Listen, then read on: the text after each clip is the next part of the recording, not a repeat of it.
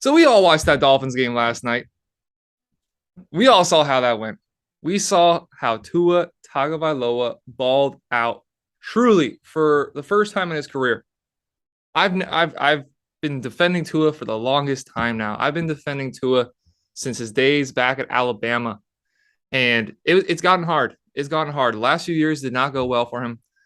The last few years were a lot of bad. There was a lot that I was saying that was not really necessarily his fault. You can't control how bad the offensive line was, bottom five in the NFL. You can't control how bad your offensive weapons are until he got Jalen Waddle. His best receiver was Devontae Parker. We see how he's done over for the Patriots, done absolutely nothing. Mike Gesicki is a good player, but I've said time and time again, I don't think Mike Gesicki fits that well on this team. Yeah, he had a touchdown yesterday. No, he's not a terrible player. I just don't think he fixed his team. And getting that touchdown yesterday doesn't really change my mind on that. He played good, and I hope to see more out of that from him. And I hope he finds a role on this team. But having Devontae Parker and Mike Gesicki as your two best pass catchers simply can't get it done with that. There is a horrible lack of coaching on the offensive side of things under Brian Flores, where there was no creativity, there was no ingenuity, there was nothing that was bright and flashy and sexy. It was just a lot of meh. And it wasn't fun to watch, and it didn't work. We saw the team last year go 1-7 through the first 8 games, and there was a massive cloud hovering over Tua and the Dolphins. Deshaun Watson was still a Texan.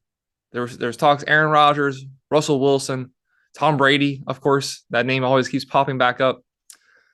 But Tua definitely did a good job to silence the haters as much as he possibly can. 36 of 50, 469 yards, and 6 passing touchdowns. Did have the 2 interceptions, though, but we'll forget about that. One of them wasn't really an issue. The other one was pretty bad. The one he overthrew Waddle and Marcus Williams intercepted it. Yeah, that sucked. But other than that, Tua played nearly as good as a game as you could ask for him, and argue that's his best game ever, not just in the pros, but in college too. I've never seen Tua throw 470 yards. I've never seen him throw 6 touchdowns like he did there. He looked like the Tua of Alabama. So is Tua back? I'm not gonna go crazy and say that Tua's back and he's for sure gonna work and he's for sure the Dolphins quarterback for the future. I don't want to be reactionary just as much as I don't want Tua haters to be reactionary when he underthrows a ball or he throws an interception. I try to hold them to the standards of, look, if you don't do that, if you don't have that same energy when Justin Herbert throws a pick six on the goal line, why are you having that same energy when Tua throws an interception? With that being said, I'm not going to sit here and say, oh, everyone needs to shut up about Tua. Tua's fine. Tua's perfect. Look what he just did. 470 yards, 6 touchdowns. He's fine. I'll say slow down a little bit, but enjoy it. Enjoy it. We said from the beginning of the season here on JK Productions that the Dolphins need to go 2-2 in their first 4 games. They have a very easy run of things through the middle of the schedule, playing teams like the Jets, the Browns, the Texans, where you expect the Tuas. I really do sound like a Dolphins fan. Where you expect the Dolphins to really run through teams like they did last year on their winning streak that got them from 1-7 to 9-8, going 8-1 their last 9 games. That's a stretch of games where the Dolphins must win pretty much every single game. The AFC is not easy. We've seen some teams kind of fall off, which is something that I'll talk about later here on the podcast. But the Dolphins need to win that stretch of games. And the first 4 games was not an easy task. You're playing the Patriots week 1. We know how much I think the Patriots stink. They won last night, of course, against the Steelers 17-14. I still think the Patriots stink. But a Bill Belichick team is never truly an easy competition. Yesterday afternoon, evening-ish, Dolphins make a comeback down 28-7 at half, down 35-14, making the comeback win against a really good Ravens team. But that Ravens defense is definitely a concern. As also a Ravens fan, that secondary is woefully terrible. Marcus Peters was not at 100% strength. However, that something's got to change that secondary because they were getting burnt all the time. There was no real pressure on Tua. Tua was sacked, I think, twice. Well, there really wasn't any pressure on Tua. But on the other side, Lamar Jackson's a baller. 21 of 29, 318, 3 touchdowns. Also led them on the ground game, 119 yards and a touchdown. Had that long 70-something yard touchdown. The Ravens are legit. The Ravens coming into yesterday, I had the Ravens as a top 5 team. I had the Dolphins at 9 or 10. So where does that leave the Dolphins now? Going on the road, massive comeback. The offense pops. I'll let you guys be the judge for that. But then next week, it doesn't get easier against a team that's been struggling, the Cincinnati Bengals in Cincinnati. Cincinnati, we know, is a good football team. They have not started the year off well at all. It's been pretty bad losing to the Steelers, who we saw what the Steelers truly are yesterday against the Patriots, and they lost to the Cowboys with Cooper Rush. That's definitely concerning. And then you have, of course, missed the team. This next week's the Buffalo Bills, and we get to watch them tonight, Monday Night Football. And then you get to go play, you get the honor of playing the Super Bowl runner-up, Cincinnati Bengals. So there's a very difficult stretch of games in the beginning of the season. 4 very difficult games, and if we came away 2-2, I would be content. We're 2-0. We've already done it. Worst case scenario, you get where you said you at least had to be in 2-2. Worst case scenario. However, I think there's a very realistic chance that we can go 3-1. Now, this upcoming week against Buffalo, we'll see how they look tonight. Buffalo, to me, was the best team in the league coming from week 1. Them or the Chiefs, you can flip-flop. You take your pick. We're going to have to play the Buffalo Bills, and that's going to be difficult. We haven't beat them, I think, in 4 or 5 years, and the Buffalo Bills are in no way worse off than any point in those last 4 or 5 years. So they're going to be a much more difficult task than we've seen the first 2 weeks.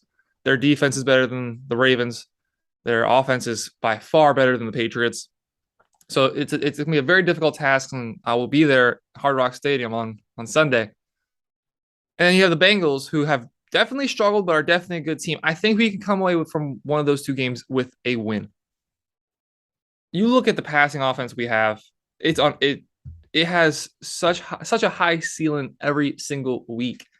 Tyreek Hill, Jalen Waddle, both with 11 catches, both with 2 touchdowns. Tyreek going 11 for 190 yards, averaging over 17 yards a catch.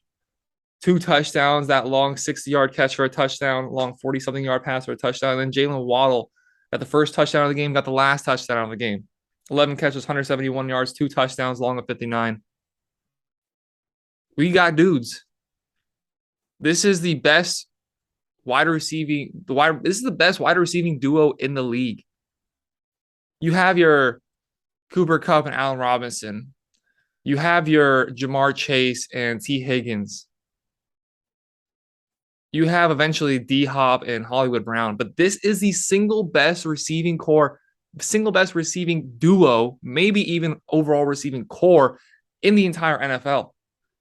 They both do very similar things too. So it's not like a yin and yang. Like, no, they are very identical receivers. Tyreek Hill is maybe a slightly better version of, or other way around. Waddle is a slightly worse version of Tyreek Hill. I guess I could have just kept saying that anyways. But they do very similar things, and we saw Tua take advantage of that yesterday, which he wasn't able to take advantage when he was throwing to Devontae Parker, when he was throwing to Allen Hurns, Albert Wilson. We saw a Tua that was comfortable, that was confident, and that never put his head down. And that's something that Tyreek Hill has since come out and said, that Tua on that last drive was an incredible leader, basically saying it's us or them. Why not us? And he talked the talk, he walked the walk in the fourth quarter. 17 of 19, 199 yards, 4 touchdowns. Little fun scoreline there in the fourth quarter, 28-3. We all know why that's magical. The ground game still isn't there, and of course, that's something that needs to be worked on. And the defense did not have a good game. They did not have a good game. They had a good fourth quarter. The defense certainly had a good fourth quarter. And I guess you could say second half as a whole, outside of Lamar Jackson rush for a touchdown. Outside of that, you can definitely say that the team had a good defensive battle. But the first half, the defense was horrible. I'm getting text messages from people like, what's going on? The defense is supposed to be the guarantee. The defense is supposed to be the thing that we know we can bank on if the offense isn't quite there, if Tua doesn't quite live up to what we want him to do. We know that the defense is there and can be a top 5 defense at times, one of the best defenses in the league. Why aren't they playing as such? And they did get better in the second half, but the defense is a concern. The rushing game is a concern. Mostert, 11 carries, 51 yards. Edmonds, 33 yards. most importantly, that long 28-yard gain to set us up first and goal from the 8-yard line to eventually go on a score. That was very important. And it ended up being one of the difference makers in the game, getting that close to the goal line 2 plays later, getting a touchdown, tossing to Jalen Waddle, went to Waddle both times within the 10-yard line. And the second time worked. And now the Dolphins are 2-0 and have the NFL raising their eyebrows. A lot of people were saying the Dolphins were going to make the playoffs. So I'm not saying, I hate when people sit and say, you counted me out, man. Everybody's praying on our downfall. No, shut up. Like, people are praying on Tua's downfall, but the Dolphins as a whole, like, a lot of people were saying that the Dolphins should and will make the playoffs. I had them, of course, as my 5 seed. My logic with that being, I think the 2 AFC West teams that are going to make the playoffs are going to just start smacking each other around. And we physically got to see that with Justin Herbert going down in the Chiefs game. So what we saw on Thursday Night Football was exactly what I was talking about in the wild card matchups there. I was like, these teams are going to be so physical. They're going to be playing each other 8 times a year, and it's going to be a mess. It's going to be a mess when those teams have to play off against each other. Now, the Dolphins have some comfort room. Now the Dolphins have some room to wiggle. We saw those first 2 games. We saw how, it wasn't pretty against the Patriots, but we won. We won in 2 very different ways. Against the Patriots, it wasn't pretty. It wasn't sexy. It wasn't flashy. But we controlled the game and we won. Yesterday against the Ravens, it was flashy. It was sexy. It was eye-opening. And we didn't control the game. We did not have a single lead in the game until 14 seconds left in the game.